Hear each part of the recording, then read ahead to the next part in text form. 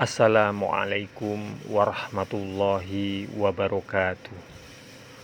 Allahumma sholli ala Sayyidina Muhammad wa ala ali Sayyidina Muhammad. Hari ketika Makkah ditaklukkan Allah Subhanahu wa Ta'ala melalui tentara Islam, dikenal dalam sejarah dengan nama Fathu Mekkah. Pada hari itu, amarah dan kebencian meledak di hati Fadalah bin Umair.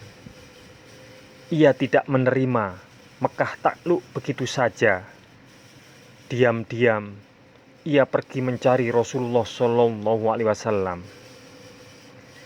Ketika dilihatnya beliau SAW sedang bertawaf, Fadalah segera mengikuti dari belakang. Di balik bajunya tersembunyi sebilah pisau mengkilat, siap dihunus dan dihunjamkan. Fadalah semakin dekat kepada Rasulullah SAW. Tangan Fadalah masuk ke balik bajunya untuk mencabut pisau. Pikirannya dipenuhi hasrat membara untuk membunuh Rasulullah SAW. Tetapi tepat saat itu juga Rasulullah SAW langsung menoleh kepadanya dan menegur. "Apakah ini Fadalah?" Agak terkejut, Fadalah menjawab, "Ya, saya Fadalah, wahai Rasulullah." "Apa yang kamu pikirkan?" tanya Rasulullah SAW. "Tidak memikirkan apa-apa, aku hanya memikirkan Allah." Rasulullah SAW tersenyum. Beliau SAW meletakkan tangannya yang sejuk di atas dada Fadalah sambil bersabda, "Mohon ampun kepada Allah." Perlahan-lahan hati Fadalah menjadi tenang. Ia kemudian berkata, "Begitu beliau melepaskan tangannya dari dadaku, aku merasa tidak seorang pun yang lebih aku cintai daripada beliau." Dalam perjalanan pulang ke rumahnya, Fadalah dipanggil seorang wanita cantik. Wanita itu dulu pernah disukai oleh Fadalah. Wanita itu ingin mengajak Fadalah bicara, namun Fadalah berkata, "Tidak, Allah dan Islam telah melarangku bicara bebas dengan wanita yang belum halal bagiku. Aku baru saja melihat Rasulullah SAW menghancurkan semua berhala. Agama Allah itu sangat jelas dan nyata, sedangkan kemusyrikan adalah kegelapan." Sejak hari itu, Rasulullah SAW melarang orang berperang di tanah suci Mekkah.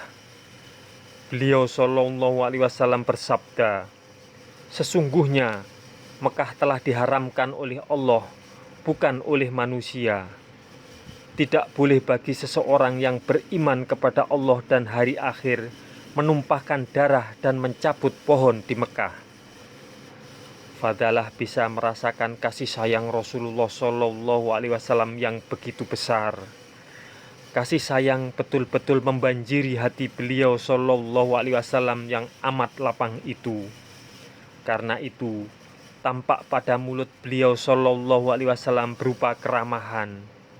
Pada mata beliau Rasulullah SAW berupa air mata kasih sayang. Dan pada tangan beliau Rasulullah SAW berupa kedermawanan. Kasih sayang adalah sifat Rasulullah SAW yang paling menonjol dan tak seorang pahlawan pun berhasil menyamainya. Sholat kemenangan. Rasulullah SAW bertamu ke rumah sepupunya Ummu Hani binti Abu Thalib. Beliau mandi dan sholat kemenangan sebanyak 8 rakaat. Saat itu, 2 orang musyrik cepat-cepat meminta perlindungan kepada Ummu Hani. Ali bin Abu Thalib berkeras ingin membunuh 2 orang itu. Namun Rasulullah SAW bersabda, kami melindungi siapapun yang engkau lindungi, wahai Ummu Hani. Setelah itu, beberapa penjahat besar yang paling keras memusuhi Islam diadili. Sebagian diampuni dan sebagian dihukum mati. Istri Ikrimah bin Abu Jahal menghadap Rasulullah SAW dan meminta agar suaminya diampuni.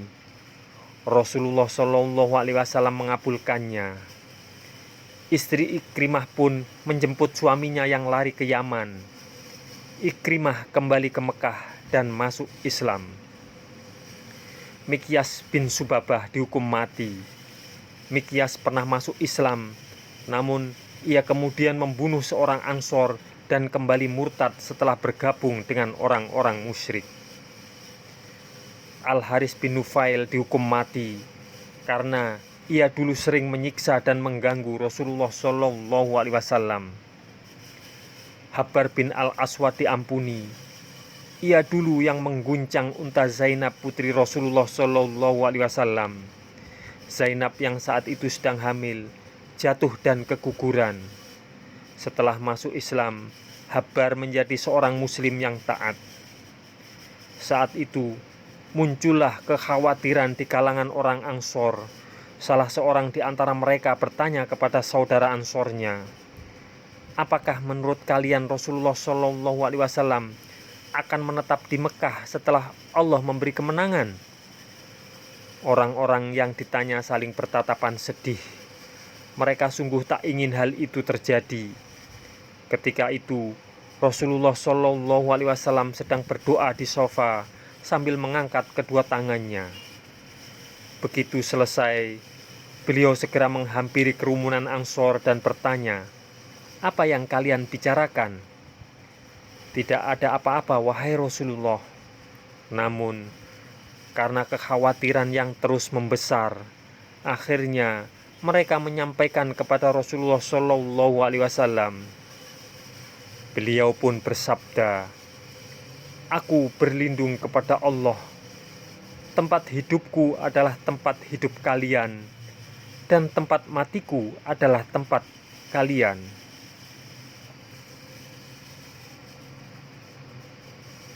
Semoga kisah ini bermanfaat untuk kita semua. Wassalamualaikum warahmatullahi wabarakatuh. Mudah-mudahan kita mendapatkan syafaat dari Nabi besar Muhammad SAW kelak. Amin, amin, amin ya rabbal alamin.